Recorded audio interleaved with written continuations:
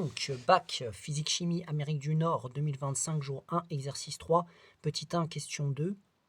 Donc, nous avons une bouée, comme représentée juste au-dessus, qui flotte et qui est en équilibre. On nous a demandé dans la question précédente de nommer les deux forces qui s'appliquent sur cette bouée et de les représenter sur un schéma sans souci d'échelle. Donc, il y a le poids et la poussée d'Archimède. Voilà. Et donc, dans la question 2, on nous dit de déterminer la valeur Vim, c'est-à-dire le volume immergé de la bouée à l'équilibre. Voilà. Très bien, très bien. Donc, nous allons essayer de trouver cela. Donc, ici, la bouée, elle est à l'équilibre. Donc, la bouée est à l'équilibre. L'équilibre. Et donc, d'après la première loi de Newton, donc d'après qui s'appelle aussi le principe d'inertie, donc le principe d'inertie, le principe d'inertie, virgule, donc la somme des forces est égale à 0. Donc P plus Pi, qui ont été définis à la question précédente, est égal au vecteur nul. Voilà. Qu'est-ce que ça signifie par rapport à ces deux forces? Ça signifie que leurs normes doivent être égales. On va donc en déduire leurs normes ou leurs valeurs sont égales. Donc, puisque forcément il y en a une qui tire vers le haut, une autre qui tire le bas, et les deux s'annulent. Ça signifie qu'elles sont égales en valeur. Donc P plus P égale pi, sans flèche, parce que là on est avec les valeurs. P égale pi.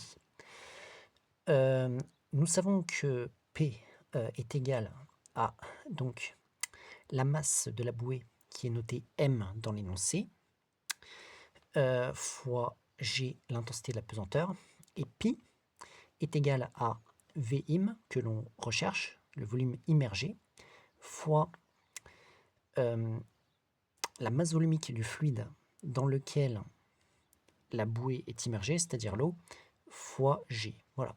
Parce que la poussée d'Archimède, c'est égal à la masse du fluide déplacé. Lorsqu'on met le système dans ce fluide, c'est la masse du système déplacé. Donc pour avoir la masse du système déplacé, on fait le volume qui est immergé fois la masse volumique de ce fluide, multiplié par G. Donc en fait, ça correspond au poids du fluide qui a été déplacé lorsque le système s'est mis à l'intérieur. Nous allons pouvoir égaliser ces deux choses puisqu'elles sont égales. Donc on va avoir mg qui va être égal à Vim fois ρ fois g. Si on divise par g des deux côtés de cette égalité, on va pouvoir retirer g. Il va s'enlever. On va rester avec m égale Vim ρ. Voilà, parce qu'on veut résoudre cette équation et trouver Vim. Donc on va, pour trouver Vim, justement, on va passer V ρ de l'autre côté en divisant des deux côtés de l'égalité par ρ. Il va se supprimer sur la droite et apparaître vers la gauche. Et nous allons trouver que M sur ρ égale Vim.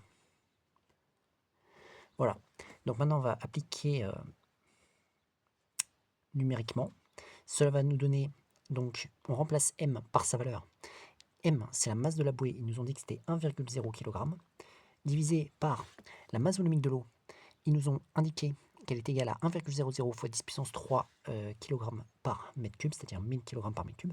Donc 1,00 fois 10 puissance 3, on est bien dans les bonnes unités, parce qu'on est avec des kilogrammes par mètre cube et des kilogrammes en haut. Donc ça va être par conséquent égal à 10 puissance moins 3. On va mettre le bon nombre de chiffres significatifs, c'est-à-dire 2, puisque ici il y en a 3 en bas et 2 en haut, donc on met le plus petit nombre de chiffres significatifs quand on fait des divisions ou des multiplications. Ça fait 1,0 fois 10 puissance moins 3, et nous sommes en mètres cubes. C'est-à-dire 1 millième de mètre cube, c'est-à-dire si on veut le mettre en litres, ça fait 1,0 litre. Donc le volume immergé, c'est-à-dire la partie immergée de la bouée, est égal à 1 litre, d'après ce qui est nous venons de calculer. Donc voilà pour cet exercice 3, petit 1, question 2 du bac physique-chimie Amérique du Nord 2025.